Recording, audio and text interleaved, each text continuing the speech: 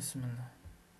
Il était une fois un ver de terre qui était gros, gros, gros comme un éléphant. Ce ver s'appelait Fatouma. Voici quatre enfants allant se promener et rencontrèrent ce ver énorme. Le premier enfant arriva, salua le ver et passa son commentaire. Le second salua et passa. Le troisième salua et passa. Le quatrième arriva, ne salua même pas, mais s'écria à voix forte en disant: Oh, quel ver énorme! Depuis que je suis au monde, je n'ai jamais vu un ver si gros. Fatouma, mécontent d'entendre ces commentaires impolis, avala l'enfant. Les trois autres coururent annoncer la triste nouvelle au village. Le chef du village délégua immédiatement trois jeunes gens très forts pour aller délivrer l'enfant. Ceux-ci se mirent en route, fort bien décidés pour le combat. Arrivés au lieu du sinistre, les jeunes gens interpellent le ver en ces termes: Fatouma Keradi, Fatouma, que s'est-il passé? Fatouma répondit en chantant: Mogonani nina, ako Fatouma fo, Mogo saba ni nana, ako Fatouma fo, Mogo fila ni nana, ako Fatouma fo, Ale kele ni nana, ako bobo bobo, ne matumuzi Fatouma, ye le le le, ne matumuzi Fatouma, ye le le le, deni ye aye oye, ne yataka kuno, deni ye aye o, ne yataka kuno. Le quatrième vint, il dit Fatouma salut.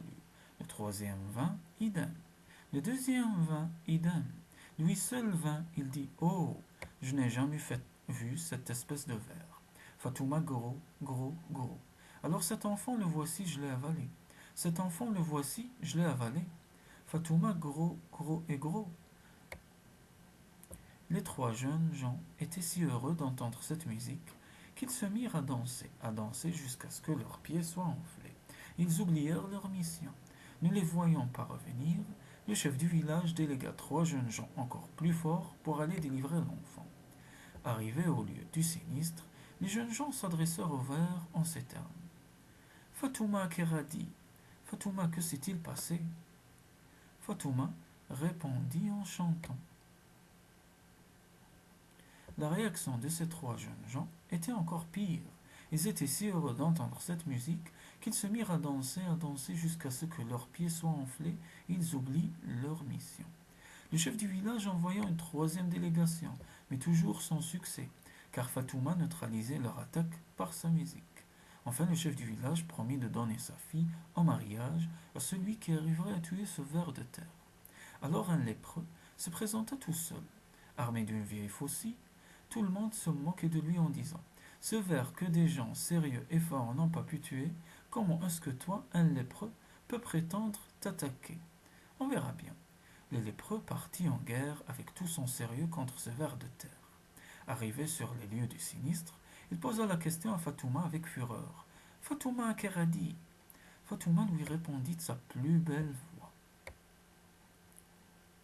Sans se laisser prendre par la musique de Fatouma, le lépreux planta sa faucille dans la gorge du ver, l'éventra, retira l'enfant pour le ramener au village.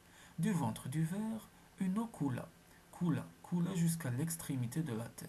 Ce fut ainsi l'origine des rivières. Le lépreux ramena avec triomphe l'enfant au village et eut sa récompense. C'est pourquoi, si tu vois un phénomène anormal dans la nature ou quelqu'un de bizarre, au lieu de commencer à te moquer du phénomène ou de cette personne, garde ta langue, salue et passe ton chemin. Les jugements malveillants sur toute chose ne te reviennent pas.